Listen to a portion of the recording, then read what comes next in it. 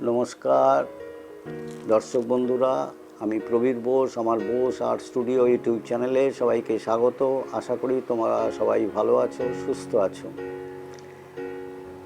एर आगेर भिडियोगुलोते आमी पोस्टार कालार व्यवहार करे जल रंगेर विभिन्न पद्धति देखिएछि। तार आगे प्यास्टेल कालार व्यवहार करे विभिन्न छवि एঁকে तोमादेरके देखिएछि। যারা এখনো আমার এই ভিডিওগুলো দেখোনি তাদের কাছে আমার একান্ত অনুরোধ, তারা আমার ওই ভিডিওগুলোকে দেখো, তাহলে রং করার বিভিন্ন পদ্ধতি তোমরা শিখতে পারবে। আজকের ক্লাসে তোমাদের ওয়াটার কালারের একটি বিশেষ পদ্ধতি একটি বিশেষ রঙের সাহায্যে করে দেখাবো।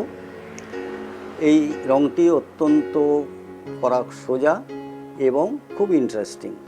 তোমরা অনেকেই হয়তো এই রংটা দেখে থাকতে পারো। এই রংটার নাম ট্রান্সপারেন্ট ওয়াটার কালার।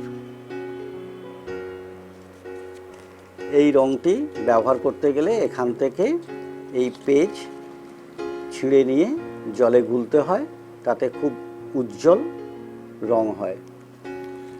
বড় বড় ফটোগ্রাফার এবং আর্টিস্টরা অর্থাৎ শিল্পীরা এই রং ব্যবহার করেন ব্ল্যাক অ্যান্ড হোয়াইট ছবি কালার করার জন্য। তাতে ছবি খুব উজ্জ্বল হয় এবং ন্যাচারাল হয়। সবচেয়ে বড় কথা হলো এই রংটি স্কিনের কোনো ক্ষতি করে না। এবার চলো এই রং ব্যবহার করে ছবি এঁকে তোমাদেরকে দেখাই।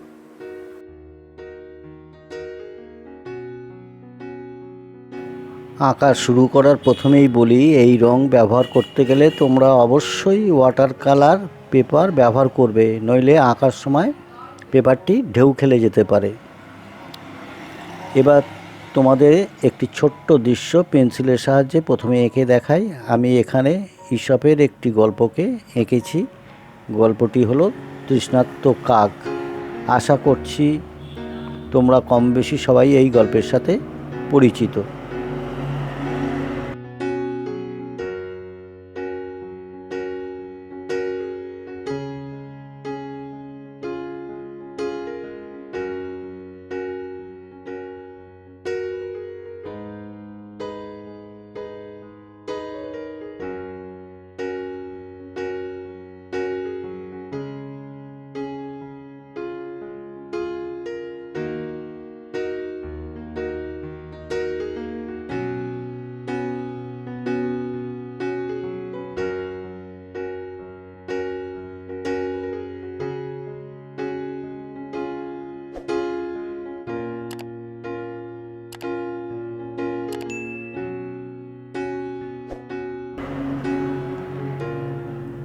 এই হলো পেন্সিল ড্রয়িং।